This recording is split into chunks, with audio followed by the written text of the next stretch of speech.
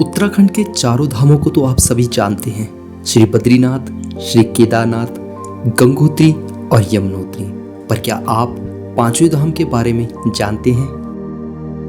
टिहरी जिले के प्रतापनगर तहसील में स्थित है उत्तराखंड का पांचवा धाम सेम मुखेम, जिसे उत्तर का द्वारिका भी कहा जाता है।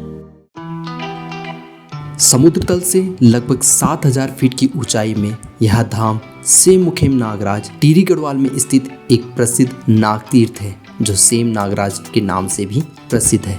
और ये मंदिर भगवान श्री कृष्ण को समर्पित है।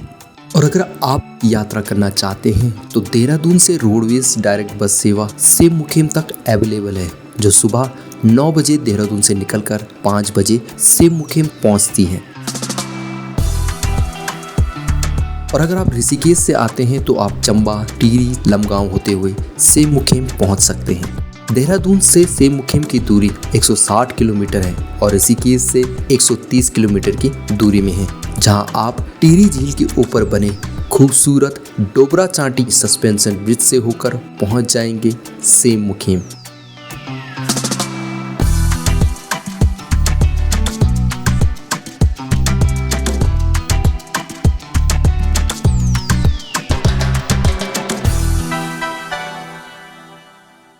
इस यात्रा की शुरुआत होती है मनभागी सोर से।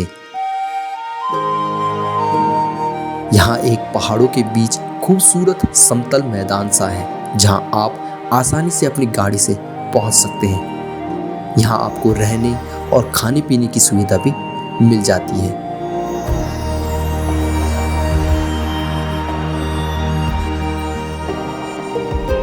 यहाँ से आपको सेम मुखेम और आसपास के खूबसूरत पहाड़ों के प्राकृतिक दृश्य भी देखने को मिलते हैं। इस जगह से शुरू होती है सेम नागराजा की 2 किलोमीटर की कैंची नुमा खड़ी चढ़ाई।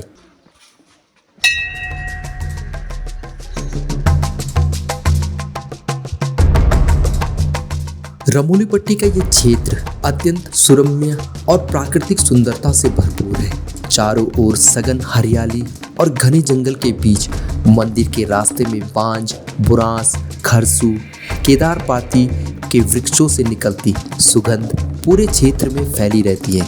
और मुखेम के रास्तों में दिखती प्राकृतिक भव्यता और पहाड़ों की चोटियां मन को रोमांचित करती हैं।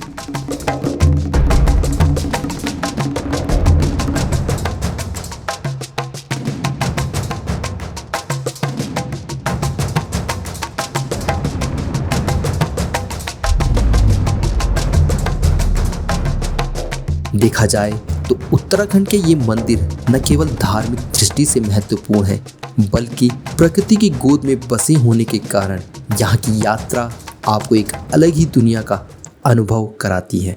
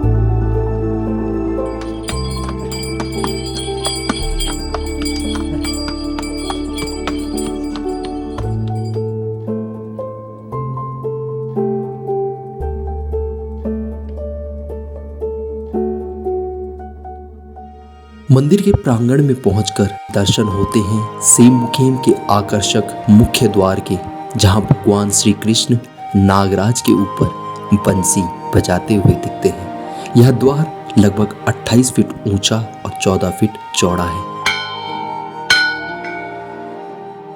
मान्यता के अनुसार द्वापर युग में जब भगवान कृष्ण कालिंदी नदी में गेंद लेने उतरे तो उन्होंने वहां रहने वाले कालिया नाग को भगाकर सेम मुखेम जाने को कहा था, तब कालिया नाग ने भगवान कृष्ण से सेम मुखी में दर्शन देने के लिए प्रार्थना की थी।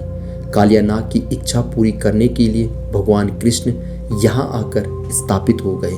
तभी से यह मंदिर सेम मुखेम नागराजा मंदिर के नाम से प्रसिद्ध है। मंदिर में प्रवेश के बाद नागराजा के दर्शन होते हैं। मंदिर के गर्भगृह में नागराजा की स्वयंभू शिला है। यह शिला द्वापर युग की बताई जाती है। यह मंदिर उत्तर द्वारिका के नाम से प्रसिद्ध है। यहाँ पर जो शिला प्रकट हुई है उस शिला के भक्त लोग दर्शन करते हैं। इसका केदारखंड के अध्याय 6 में वर्णन है। द्वापर युग से इसकी मान्यता है। मंदिर के दाईं तरफ गंगू रमोला के परिवार की मूर्तियां स्थापित की गई है, जहां गंगू रमोला, उनकी पत्नी मैणावती, दोनों पुत्र सिद्धवा और विधवा की पूजा की जाती है। यहाँ पर जो भी भक्तजन आते हैं कहते हैं अगर उनकी जन्म कुंडली में पितृदोष या काल सर्प दोष है, यहाँ उनकी पूजा करवाने से यह दोष समाप्त हो जाता है। साथ ही इस स्थान पर मान्यता है कि सेम नागराजा की पूजा करने से पहले गंगू रमोला की पूजा की जाती है। पौराणिक कथाओं के अनुसार इस स्थान पर रमोलीगढ़ के गणपति गंगू रमोला का आधिपत्य था।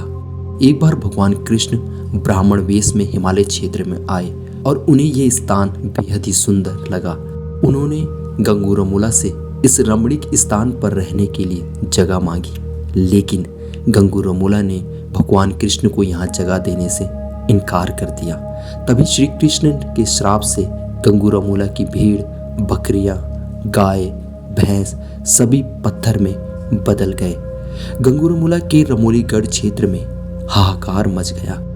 इस पर गंगू रमोला की पत्नी, जो धार्मिक प्रवृत्ति की थी, उसने भगवान को पुकारा। 7वें दिन ब्राह्मण वेशधारी भगवान कृष्ण ने सेम में गंगू रमोला को साक्षात दर्शन दिए। गंगू रमोला ने भगवान कृष्ण से क्षमा याचना की और इस स्थान पर रहने की विनती की। गंगू रमोला ने फिर इस स्थान पर भगवान का मंदिर बनाया। आज भी यहाँ नाग रूप में भगवान कृष्ण की पूजा की जाती है। कुछ दंत कथाओं के अनुसार जब गंगू रमोला ने श्री कृष्ण को यहाँ जगह नहीं दी थी तो तब श्री कृष्ण कुछ समय के लिए डांडा नागराज पौड़ी गढ़वाल में भी रहे।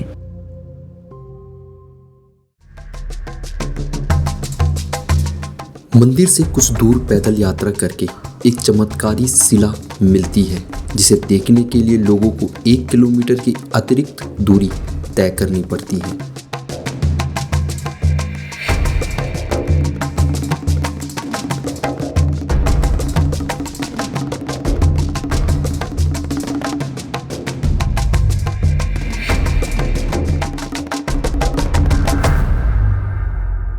ढुकढुकी धार में स्थित इस पत्थर की खासियत यह है कि इस पर कितना भी जोर लगाने के बाद भी नहीं हिलता, लेकिन जैसे ही आप एक उंगली से जोर लगाते हैं तो ये विशालकाय पत्थर हिलने लगता है।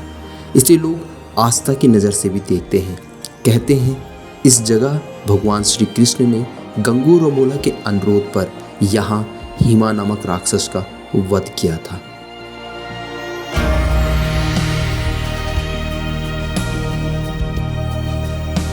मंदिर घाटी के चारों ओर हरी भरी हरियाली और ऊंचे पर्वत चोटियां पवित्र मंदिर को शांति और आध्यात्मिकता का प्रतीक बनाती हैं। मंदिर के आसपास की प्राकृतिक सुंदरता मनमोहक है। यहाँ यात्रियों और भक्तों दोनों को आकर्षित करती है। तो दोस्तों, आज हमने इस 5वें धाम की यात्रा और इस मंदिर के पौराणिक महत्व के बारे में बताया। अगर आप भी इस पवित्र धाम सेम मुखेम नागराजा की यात्रा करना चाहते हैं तो यहाँ एक बार ज़रूर आएं। चैनल में नए हैं तो चैनल को सब्सक्राइब, वीडियो को लाइक और शेयर करना ना भूलें। वीडियो आपको कैसे लगी आप हमें कमेंट बॉक्स में ज़रूर बताएं। तो फिर मिलेंगे एक नई वीडियो, नई जगह और नई कहानी के साथ। तब तक के लिए जय श्री कृष्णा, जय भारत, जय उत्तराखंड।